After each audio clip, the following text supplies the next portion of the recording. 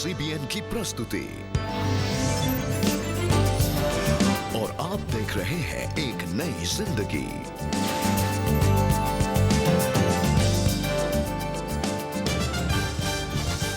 Good morning दर्शकों, welcome to एक नई जिंदगी। Good morning friends and a very warm welcome to एक नई जिंदगी। दोस्तों, हमारी एडिक्शन सीरीज को इस पूरे महीने हम कंटिन्यू कर रहे हैं और आज हम बात कर रहे हैं पोर्नोग्राफी के बारे में। आज हम जानेंगे कि किस तरह पोर्नोग्राफी या अश्लील वीडियोस देखना इससे हमारे मानसिक स्वास्थ्य पर गहरा असर होता है। बिल्कुल सही कहा रेबेका। जो मेडिकल रिसर्च हुई है, उस मेडिकल रिसर्च में ये प्रूव हुआ है कि अगर आप नॉर्मल ड्रग्स लेते हैं या पोर्नोग्राफी में अपने आप को आप इंडल्ज करते हैं, आपका जो ब्रेन पैटर्न है बिल्कुल सेम है। आप भी हैरान हो जाएंगे कि बिल्कुल सेम है। ये इमेज आपको दिखाएंगे, उससे आपको महसूस होगा और एहसास होगा कि जो ड्रग्स लेते हैं और जो पोर्नोग्राफी में उनका जो ब्रेन पैटर्न सेम है। दोस्तों, ये बहुत खतरनाक चीज़ है और अगर आप इसमें इंडल्ज कर रहे हैं तो मैं और हम लोग सब रिक्वेस्ट करेंगे, आपको बेसीच करेंगे, हमारी इल्तिजा है कि आप उसको एकदम हटा दें अपने जीवन से, और ताकि आपका जो मेंटल हेल्थ है and also physical health and spiritual health बेहतर हो और बेटर हो। और आइए दोस्तों, आज के दिन की शुरुआत हम करें एक बहुत ही खूबसूरत गीत के साथ। आखिरी नरसिंगा फूका जाने वाला है। बहुत ही खूबसूरत ये गीत है जो हमारे लिए गा रही है मार्टिन मेमोरियल CNI चर्च की क्वायर। आइए इस गीत को सुनें।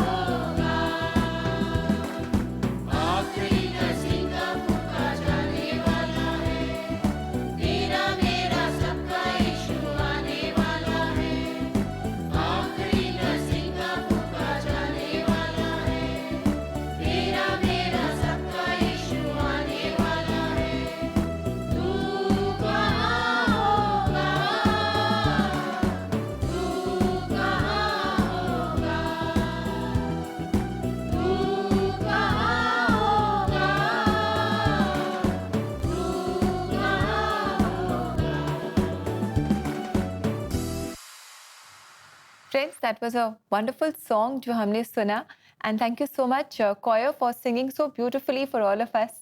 और दोस्तों, अगर आप भी ऐसे गीतों को दोबारा से सुनना चाहते हैं, इन्हें एंजॉय करना चाहते हैं, तो आप CPN इंडिया के YouTube चैनल पर जा सकते हैं और इन गीतों को आप इनसे आशीष पा सकते हैं। बिल्कुल सही दर्शकों, आखिरी नरसिंगा फूका जाएगा और वो मसीहा लौट के आएगा और याद रखें एक दिन वो न्याय भी करेगा। तो इसलिए हमें अपने जीवन को जांचना है और अगर ऐसी एडिक्शंस और ऐसी प्रॉब्लम्स हमारे जीवन में, उसको एकदम ठीक कर लीजिए क्योंकि नरसिंगा एक दिन फूका जाएगा। अब समय एक ब्रेक का और ब्रेक के बाद हम मिलेंगे विल्सन से और जानेंगे कि किस तरह पोर्नोग्राफी ने उनकी जिंदगी बर्बाद करी थी, पर कैसे इसमें से वो निकल पाए और एक जीवन आज जी रहे हैं। ब्रेक के बाद मिलते हैं दोस्तों।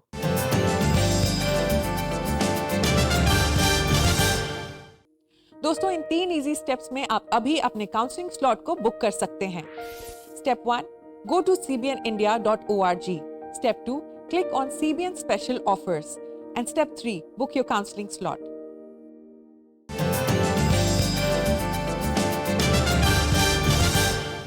वेलकम बैक दोस्तों। आज हम खास तौर से बात कर रहे हैं कि does pornography impact your mental health.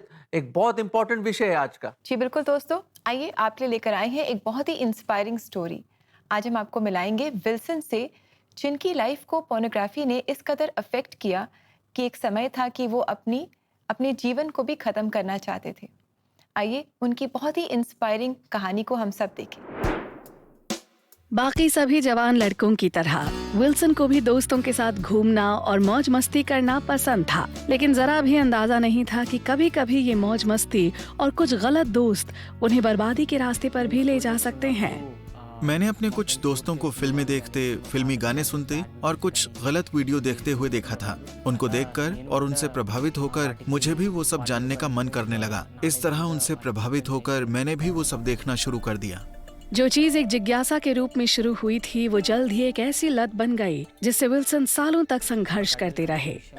मैं इनमें इतना खो गया था कि मुझे पता ही नहीं चला कि मेरा कितना समय बर्बाद हो चुका है। गलत वीडियो देखने के चक्कर में अपना समय, खाना, पढ़ाई, अपना परिवार और दोस्तों के बारे में भूल गया था। मैं परमेश्वर के बारे में भी भूल चुका था, पर वो मुझे देख रहे थे। मैं सिर्फ और सिर्फ उसी में ही लगा रहता था। उन दिनों मुझे जो कुछ भी मिल जाता मैं वो सब देखता था, चाहे वो इंटरनेट पर हो, मोबाइल पर हो या कंप्यूटर पर। उन दिनों मुझे अकेले समय बिताना अच्छा लगता था, क्योंकि मैं नहीं चाहता था कि जब मैं पाप करूं तो कोई मुझे देखे या मेरे बारे में किसी से कुछ कहे।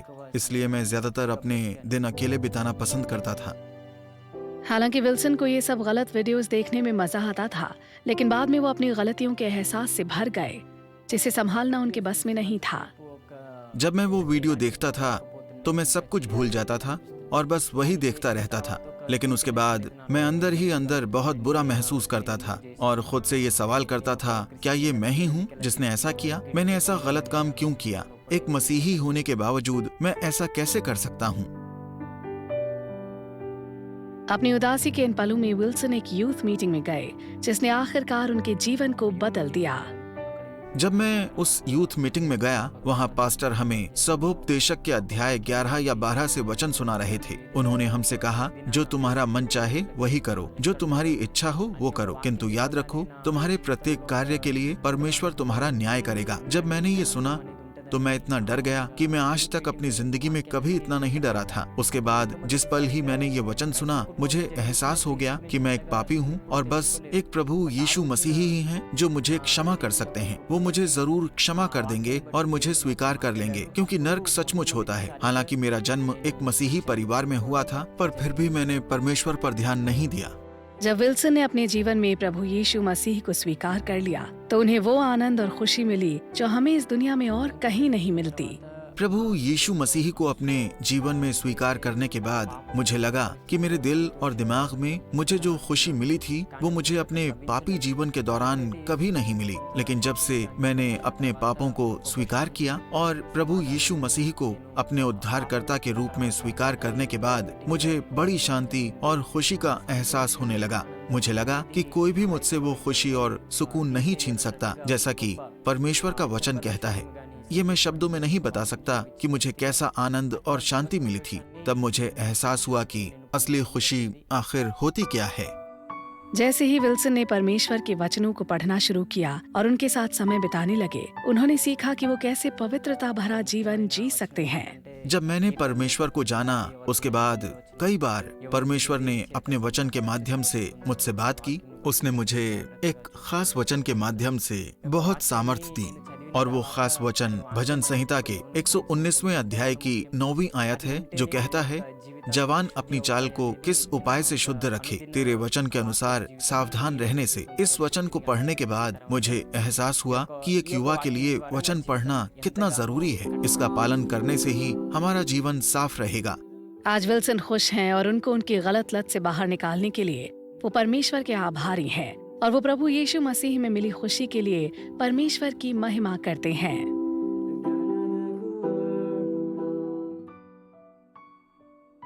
थैंक यू विल्सन भाई फॉर दैट वंडरफुल स्टोरी।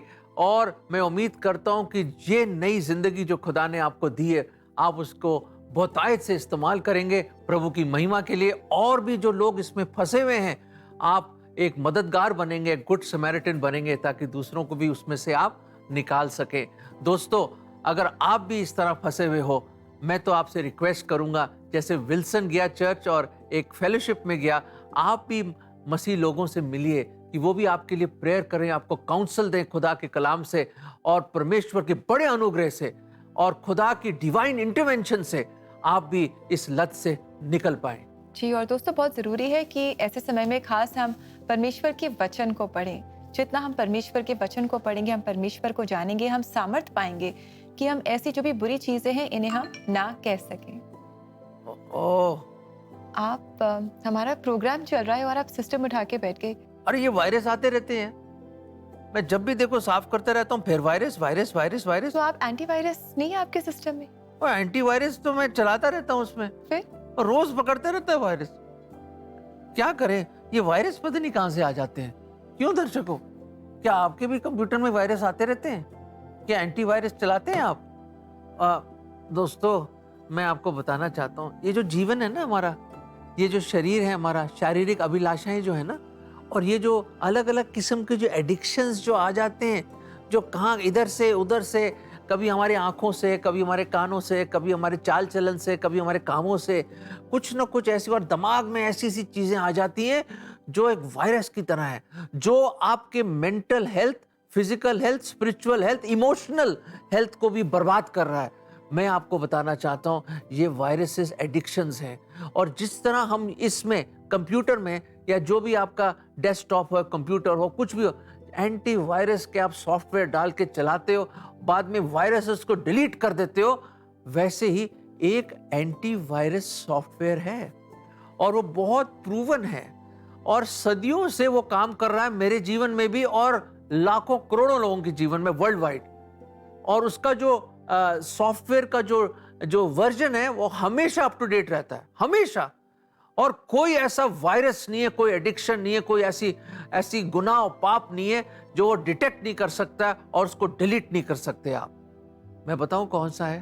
वो है खुदा का कलाम, the word of God, the Bible, जिसको किताबे मुकद्दस कहते हैं उर्दू में, और पवित्र शास्त्र कहते हैं हिंदी में, एंड द होली बाइबल कहते हैं इंग्लिश में।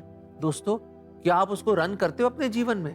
क्या हर सुबह, हर रात को क्या आप चलाते हो उस वायरस, एंटीवायरस सिस्टम जो आपके आत्मिक जीवन को और स्पिरिचुअल हेल्थ को मेंटेन करके रखेगा? अगर नहीं तो आज से ही अपने बाइबल को उठाइए और उसको पढ़िए, और बाइबल आपको रीड करेगा और आपकी हर खामियों को निकालेगा, ताकि आप खुदा के सामने उसको लाएं और वो चीजें आपकी लाइफ से बिल्कुल ही डिलीट हो जाएं। ये वचन हम आपको देना चाहते हैं। अय्यूब का 31:1, मैंने अपनी आंखों के साथ समझौता किया है कि मैं किसी कुंवारी को बुरी नजर से नहीं देखूंगा।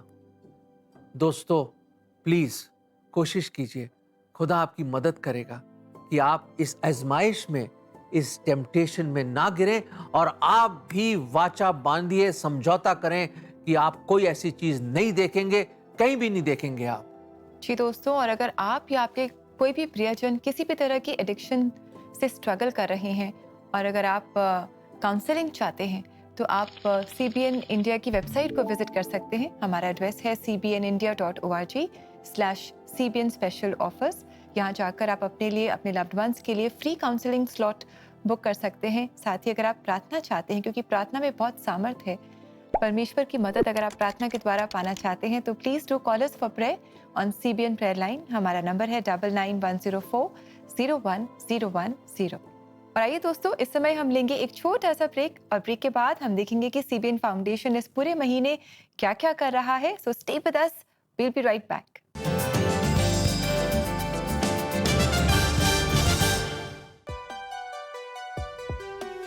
लत दुनिया में लाखों लोगों को प्रभावित करती है। चुपचाप व्यक्तियों को और परिवारों को अपनी गिरफ्त में ले लेती है। ऐसी दुनिया में जिंदगियां खत्म हो जाती हैं, परिवार टूट जाते हैं, सपने बिखर जाते हैं।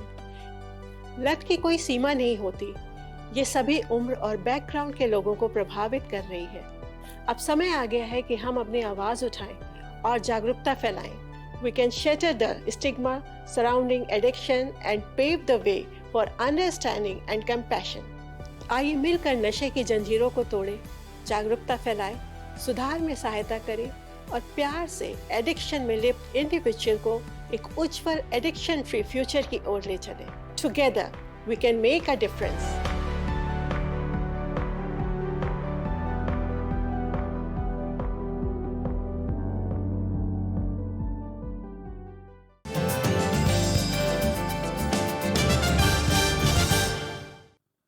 दर्शकों, वेलकम बैक। हम वापस आ गए हैं और जैसे आपने जाना होगा कि एक बहुत अहम और ज़रूरी मुद्दे पे हम बात कर रहे हैं, वो है पोर्नोग्राफी। कैसे ये हमारे जीवन को, खास तौर से मेंटल हेल्थ को खराब कर देता है और इसके बारे में हम बहुत कुछ समझ रहे हैं। जी बिल्कुल दोस्तों, और अब समय है कि हम देखें कि इस पूरे महीने CBN फाउंडेशन किस तरह एडिक्शन के प्रति अवेयरनेस क्रिएट कर समाज में, परिवारों में और संस्थाओं में अवेयरनेस लाने की कोशिश कर रहा है। आइए देखें कि इस विषय में क्या क्या प्रयास CBN फाउंडेशन कर रहा है इस महीने। Youth is a time for experimenting and trying out new things and experiences. इस समय जानकारी कम होती है और क्यूरोसिटी ज़्यादा। जब हमारे युवा नई चीज़ें आजमा रहे होते हैं और अपनी पहचान बना रहे होते हैं तो उनके नशे की लत में फंसने की संभावना अधिक होती है। कुछ एक्सपेरिमेंट्स नशे की लत में बदल जाते हैं। Peer pressure, failure, rejection, low self esteem, ऐसे कई कारण होते हैं जो कम उम्र के बच्चों को एडिक्शन की ट्रैप में फंसा सकते हैं। कारण बहुत है और खतरे भी बहुत हैं। एक बच्चे को सोशल सर्किल और उसके पीयर्स, दोस्त भी कई बार इस हार्मफुल एडिक्शन को अपनाने में प्रेशराइज करते हैं। स्टडीज से पता चला है कि 11 वर्ष और उससे अधिक उम्र के बच्चे 90% से अधिक नशीली दवाओं और अन्य हानिकारक सब्सटेंसेस को यूज़ करते हैं। और बच्चे जो टोबैको, ड्रग्स और अल्कोहल को यूज़ करते हैं उनमें हिंसक अपराध करने की संभावना अधिक होती है। एडिक्शन का न केवल व्यक्तियों पर बल्कि पूरी कम्युनिटी पर प्रभाव पड़ता है, जिससे रिश्तों में तनाव आता है, increase in health care cost, decrease in productivity. इससे प्रोडक्टिविटी कम हो जाती है और समाज पे गहरा आर्थिक प्रभाव पड़ता है। इस सितंबर CBN फाउंडेशन के इंटरैक्टिव वर्कशॉप्स के द्वारा हम एडिक्शन के खतरों को लेकर बच्चों के लिए अवेयरनेस रेज करना चाहते हैं। हम उन तरीकों को शेयर करेंगे जिससे कि बच्चे अपनी क्यूरोसिटी और एनर्जी को पॉजिटिव एंड हेल्दी हैबिट्स की ओर चैनलाइज कर पाएं। बच्चों को हेल्दी हैबिट्स बनाने, बाउंड्रीज सेट करने और नो बोलने के टूल्स भी देंगे। हमने टीचर्स और पेरेंट्स के लिए भी वर्कशॉप्स प्लान करे हैं, जिसमें हम उनको एडिक्शन के साइंस को स्पॉट करने की टेक्निक्स बताएंगे। आपका सपोर्ट हमारी टीम को उन दूर दराज के इलाकों तक पहुंचने में मदद करेगा जहां एडिक्शन की पहुंच तो है लेकिन उनके खतरों की अवेयरनेस नहीं है। Support CBN Foundation's Addiction Prevention Campaign and safeguard a generation of children. contribute at www.cbnf.org and help us to do more. तो दोस्तों, देखा आपने किस तरह हमें मिलकर इस एडिक्शन जैसी बुराई को समाज से, परिवारों से दूर हटाना है और इसके लिए अवेयरनेस क्रिएट करना बहुत ज़रूरी है। और कितना अच्छा है कि सीबीएन फाउंडेशन ऐसा ही कर रहा है। अगर आप भी सीबीएन फाउंडेशन के कामों में उनके सहभागी बनना चाहते हैं तो आप इनकी वेबसाइट को ज़रूर विजिट करें। इनका एड्रेस है www.cbnf.org। दर्शकों, अब वो स्पेशल समय आ गया है कि जब हम शांत होते हैं और हम खुदा के सामने सरनगू होते हैं और अपने इल्तिजा और रिक्वेस्ट को उसके सामने लाते हैं। आइए मिलकर हम प्रार्थना करें। Let us pray. प्रभु जी, हम धन्यवाद देते हैं कि आप एक महान परमेश्वर हैं, आप सामर्थी परमेश्वर हैं और आपके सामने कुछ चीज नामुमकिन नहीं। प्रभु जी, आज जो हमारे बीच में जो दर्शक लोग हैं प्रभु, अलग अलग जगहों से जो आज इस प्रोग्राम को देख रहे हैं प्रभु, हम नहीं जानते हैं कि उनकी जिंदगी में क्या एडिक्शन है या पोर्नोग्राफी की लत से वो फंसे हुए हैं और उसमें से निकलना भी चाहते हैं पर नहीं निकल पा रहे। प्रभु जी, आज हम आपसे बड़ी ही रिक्वेस्ट करते हैं और बड़ी ही प्रभु जी बहुत दया की भीख मांगते हैं आपसे उन सब दर्शकों के लिए। We beg of your mercy father कि आप अपना हाथ बढ़ाकर उनको उसमें से निकालिए। प्रभु जी, आप अपना सामर्थी हाथ उन पे लाइए और इस बुराई से, इस गुनाह से, इस पाप से आप उनको निकालिए। प्रभु जी, इन अभिलाषाओं के ऊपर उनको विजय दीजिए प्रभु जी, ताकि इसमें से वो निकल पाए, आजाद हो सके और प्रभु जी उनका जीवन बच जाए। खुदावंद, ये आप ही कर सकते हैं, जो इंसान नहीं कर सकता वो आप ही कर सकते हैं। प्रभु, आप दया करें। ये प्रार्थना हम प्रभु यीशु मसीह के नाम में मांगते हैं, आमीन। आमीन। दर्शकों, हमने तो प्रार्थना करी है प्रभु, और खुदा ने और परमेश्वर ने हमारी प्रार्थना सुनी है, पर आपको भी विश्वास का कदम उठाना लाजमी है। जब आप ये कदम उठाएंगे तो देखिए खुदा कितने कदम उठाएगा और आपको इस बीमारी, जो मैं कह रहा हूं बीमारी या इस लत से आपको निकालेगा। जी बिल्कुल, हमें कदम उठाना बहुत ज़रूरी है और बहुत ज़रूरी है कि हम प्रार्थना करें और परमेश्वर के वचन के साथ समय बिताएं। आइए इस समय भी हम देखें आज के लिए खास परमेश्वर का जीवित वचन।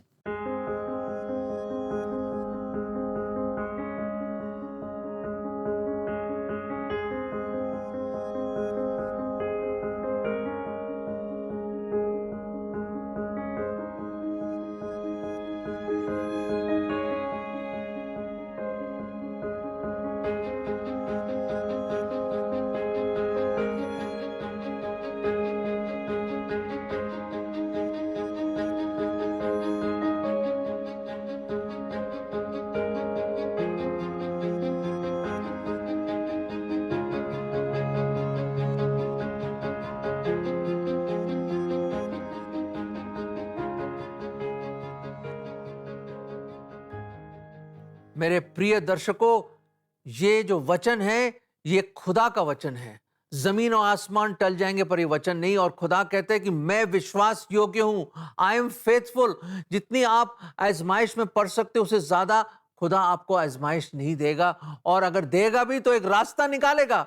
They will be a way of escape for you. तो फिक्र मत कीजिए, उस पर विश्वास कीजिए और याद रखें खुदा वो रास्ता निकालेगा आपका, आपके लिए, कि आप इसमें से निकल पाएं। दोस्तों, कितनी खूबसूरत बात है कि परमेश्वर हमारे लिए एक रास्ता तैयार करता है, a way of escape, and he does not let us be tempted more than we can endure. आइए इसके साथ हम आगे बढ़े और आज हम चर्च हिस्ट्री में आपको ले चल रहे हैं मार्टिन मेमोरियल सीएनआई चर्च की सैर पर, और ये प्रस्तुति आपके लेकर आए हैं हमारे प्रोड्यूसर विवेक अगस्टीन। राजपूताना प्रेस्बिटेरियन मिशन के अजमेर सूबे के नसीराबाद नामक स्थान के ऊपर 1861 में रेवरेंड विलियम मार्टिन को यहाँ पर भेजा गया और 1861 में ही मार्टिन मेमोरियल जो चर्च है उसकी कलीसिया की स्थापना हुई। लेकिन 1864 के अंदर ये देखा गया कि रेवरेंड विलियम मार्टिन की सहायता के लिए किसी और एक व्यक्ति को यहाँ पर भेजा जाना ज़रूरी है। और उस समय में जो स्कॉटिश प्रेस्बिटेरियन मिशन था उसने रेवरेंड विलियम मार्टिन के भाई रेवरेंड गैविन मार्टिन को यहाँ पर रेवरेंड विलियम मार्टिन की सहायता के लिए भेजा।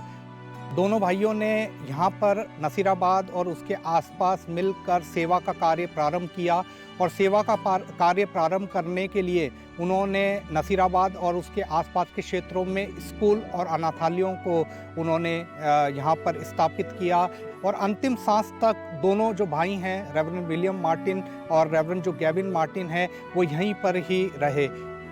1886 के अंदर इन दोनों भाइयों की याद में रेवरेंड विलियम मार्टिन और रेवरेंड गैविन मार्टिन की याद में इस मार्टिन मेमोरियल चर्च को मनाया गया और 9 नवंबर 1886 को इस चर्च को प्रभु की सेवा के लिए समर्पित किया गया। मार्टिन मेमोरियल चर्च का जो आप बिल्डिंग देख रहे हैं, इसका जो आर्किटेक्ट है वो स्कॉटिश आर्किटेक्ट है। लगभग 137 वर्ष इस बिल्डिंग को हो गए और इन 137 वर्षों में ये जो बिल्डिंग है वो एज इट इज है।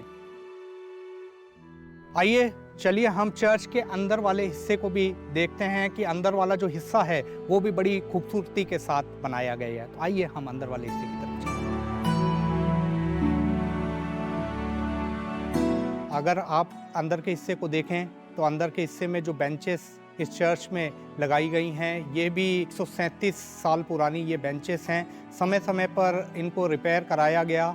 साथ ही साथ अंदर चर्च का जो भवन है उसको समय समय पर रिपेयर कराया गया। यदि आप इस चर्च की छत को यदि आप देखें तो वुडन जो रूफ है ये उसी समय की बनी हुई है। साथ ही साथ अगर आप ऑल्टर की तरफ जाएं तो जो ऑल्टर का जो पीछे का जो हिस्सा है ये पहले ऐसा नहीं था।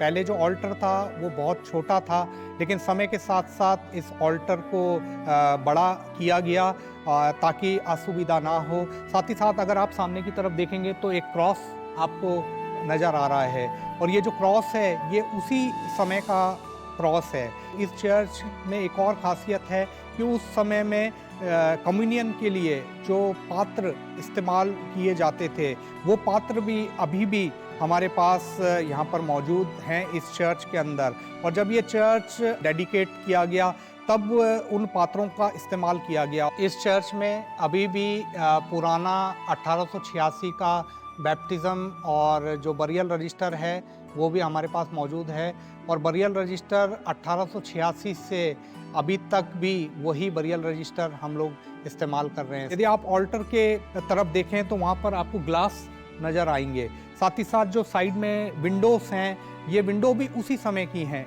आपसे निवेदन है कि आप कभी भी जब आएँ तो आप ज़रूर से इस खूबसूरत चर्च को विज़िट करें। यहाँ पर आकर आप प्रार्थना कर सकते हैं। हम आप सभी को आमंत्रित करते हैं और अजमेर कोटा रोड पर ये चर्च, ये खूबसूरत चर्च 137 वर्ष पुराना चर्च आज भी स्थित है।